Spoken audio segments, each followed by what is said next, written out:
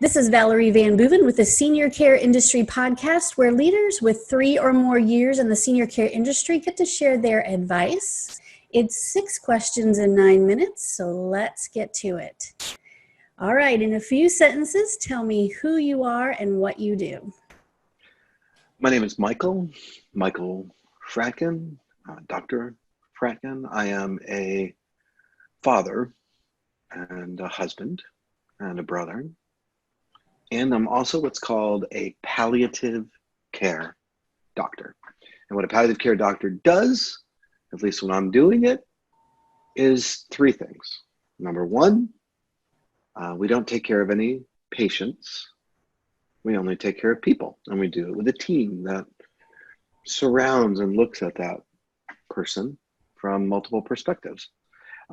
We do it with a doctor, a nurse, a social worker, a chaplain, community health worker, patient care coordinator, wrapped around to see a person essentially as they see themselves, we hope.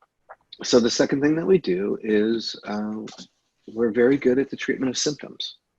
Pain, breathlessness, nausea, whatever you're suffering from, whatever you're feeling as a result of a serious illness. We've got a pretty good bag of tricks, and we know how to use them. The third thing that we do is we help people and their families to navigate, to make their way through what are often very complicated medical situations, but what are always really difficult human situations. So that's what I do. I'm part of a team. It's called Resolution Care Network. And that's what I built. Nice. Thank you. Your work is so important. And I read, I guess I was telling you earlier, I read about you on your website and about your team and what you guys do. And what a wonderful service for those who are oftentimes, maybe not always, but often facing end-of-life situations. And so that's awesome. Yeah, well, I think we're all kind of facing end-of-life situations, aren't we? I mean, that was true before COVID-19, and maybe we're a bit more aware of our mortality, even if we're not burdened by a very serious illness. We're all sort of vibrating a little bit with the random uncertainty of a terrible infection. That is totally true. I mean, we have, protecting ourselves, our family members, and not being able to see each other. It's been a crazy, crazy time. So yeah, you're right. We're all kind of vibrating about what end of life might look like. So my hope is that that's a useful thing for us. Yeah. To be aware that everything we take for granted is not to be taken for granted. That everything we love and everything we experience, sort of illusion of immortality that we take through our lives, maybe that could be modified a little bit. Yeah, I think a lot more people are, at the very least, thinking about getting some paperwork together to make sure that everyone else knows what to do the day I die. Those kinds of things are being talked about quite a bit. So you're right. Yeah. So tell me, what's the best thing I say about serving aging adults, but I'm going to guess you see all kinds of adults. So, and maybe children too. So what's the best thing about what you do and the people that you serve? The best thing is to explore the mysteries and nuances of every individual person that we meet. The older they are, the more complicated and unique history they have. They might be able to tell me stories about a world I wasn't a part of, that give me a sense of how to make sense of the world that I am a part of. Working with elders gives me a sort of solid foundation to understand my own life a little bit better. Wow. It gives me a sense of purpose and validates that all of my efforts are really an expression of respect. So those are the things that I get most from it. Thank you. And my next question is it changes the course of our discussion a little bit. But we're in a time when networking in person is not as possible. We might be getting there, but we've had a lot of experience lately with having to change the course of how we reach out to people. So I hear that, and we do this, so I understand that marketing online is challenging. It's confusing. It's ever changing. What is you and your team? What have been your thoughts about changing how you market or how you reach out to people? One of the first helpers for me was a woman that took care of her husband. And she's a person of means. She built an incredible business of her own.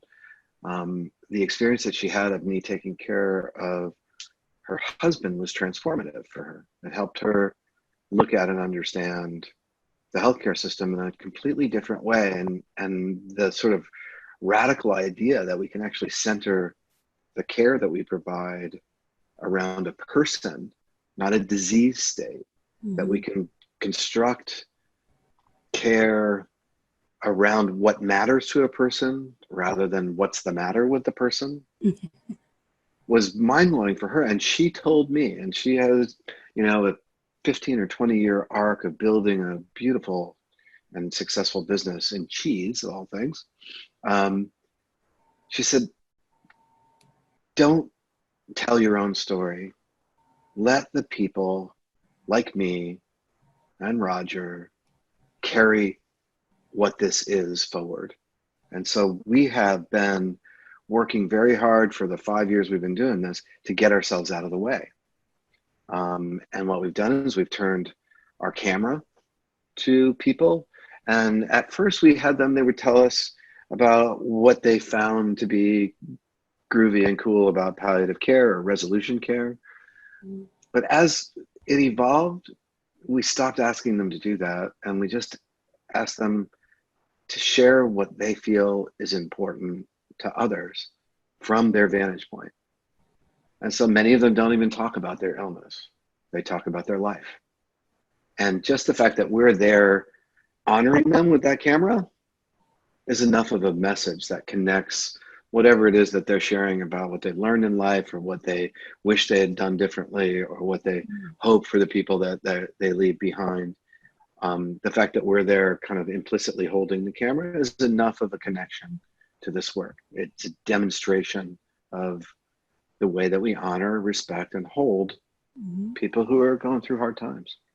Nice. And so you're able to share that. That's a great, it even speaks to, some folks who are maybe not as in exactly the kind of business you're in, just letting a senior speak or a client, let them speak about their experiences.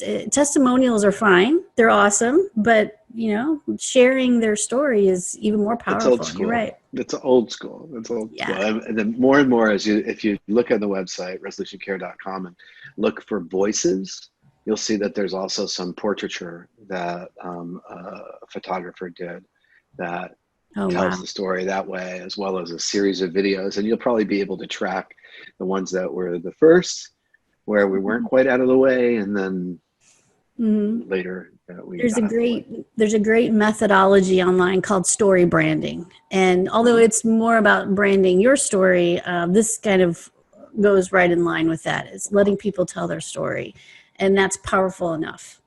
And then poof, we put our name at the bottom, Resolution Care, and our website. And I think that people, it's interesting in a business like this that's so integrated into a very complicated healthcare system.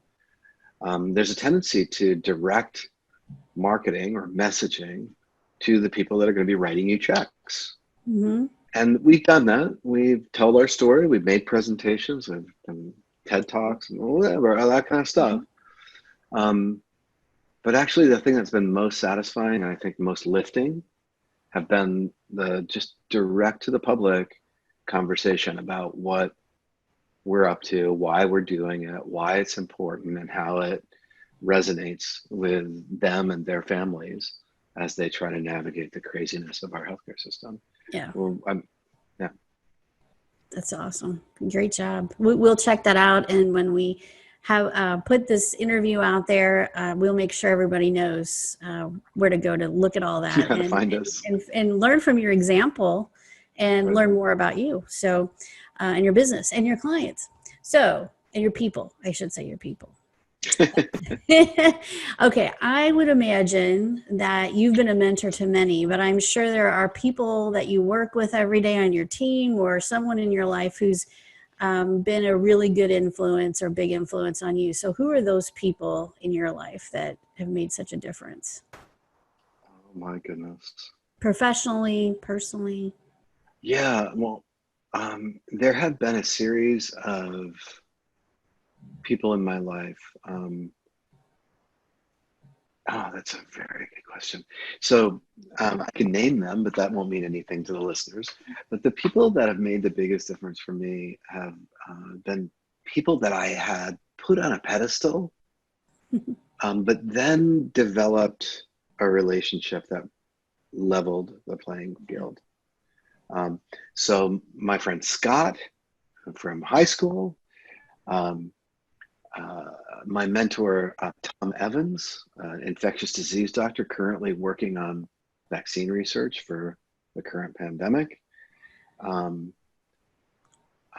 Creighton King, an ultra marathoner and dear friend of mine and high school teacher. And then Mary, the woman I just spoke about, who at the very beginning of building a business, which I never thought I would ever do, has been an advisor all the way along to try and help me keep my eye on the prize of what it is. So these are people that started off as like, oh, wow, they're so cool and amazing, and I can learn so much for them. And then over time, we've come together in a friendship. Those are the really strong mentors in my life. And learn from each other. Yeah, great. Yeah, totally. Okay, so this is a good one because I bet you have lots of good advice. I can tell. So what piece of advice would you give to other providers in general? Senior care, palliative care, respite care, whatever they might be doing. Build whatever you're doing from the bedside upward, not from the whiteboard or boardroom downward. Focus your attention on what's actually happening in connection with the people who you're taking responsibility to serve. Find out from them what's needed and then build from that. Not from what's needed by health insurance companies or regulators or professional services organizations or health systems or spreadsheets and flow charts, and then filter it down, then shove it down the throat of people who are vulnerable. They need to be at the center of everything you do and everything you build. If you're in the business of healthcare, if you're in the business of making chocolate chip cookies, you do it differently. Yeah. These are human beings that are suffering great distress and they're trusting you. So go to them first. Great advice. Very much so. I think we get lost in the whiteboards and the spreadsheets and the numbers a lot. It's easy to get lost in that. But when you're at the bedside looking at someone and talking to them, I think that all gives us a renewed sense of purpose and the reason why we do what we do. It's also much more straightforward. They'll tell you exactly what defines your success. Yep. Improve my quality of life, treat me like a person, help me navigate tough decisions, help my family understand what's happening, bring the resources that are required to support them in caring for me no matter what, give me as much control as I can have. These are the kinds of things that people tell you. And those are our marching orders. Yep.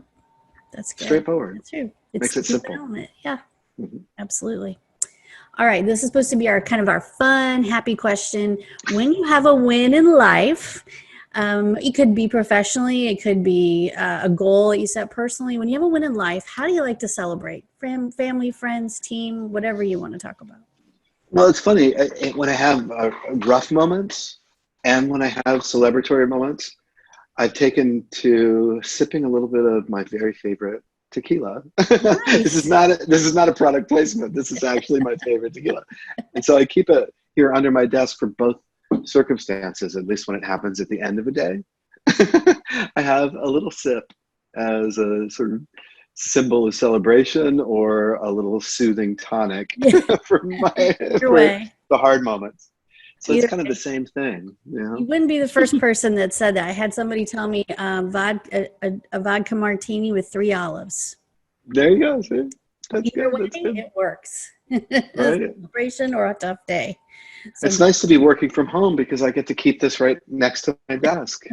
And even though I haven't touched it for about a week or so, I haven't done anything to celebrate or soothe myself from. It's kind of nice to know it's there. it's waiting for whatever you need. That's right. That's right. Awesome. Well, Dr. Michael Fratkin, thank you so much for being on the show and for doing this interview. I know it's short, but you've given us a lot of valuable insight, and I really appreciate it. Oh no, it's my pleasure. It's my pleasure. I'd like to encourage people to check us out and Yeah. come to the website, resolutioncare.com. Enjoy what you enjoy about it. Send me a note if you like what you see or if you don't like what you see. I think they'll Yeah, like what they see. I did. So you did? Okay, yeah, good. yeah, it's very And there's a bunch of resources we put together specific for COVID-19, advanced care planning, those kinds of things that people might find to be particularly practical and useful now too. So happy to provide those great. resources. Thank you so much. I appreciate you. I appreciate you coming on. So thank you. My pleasure, Valerie. Thank you so much.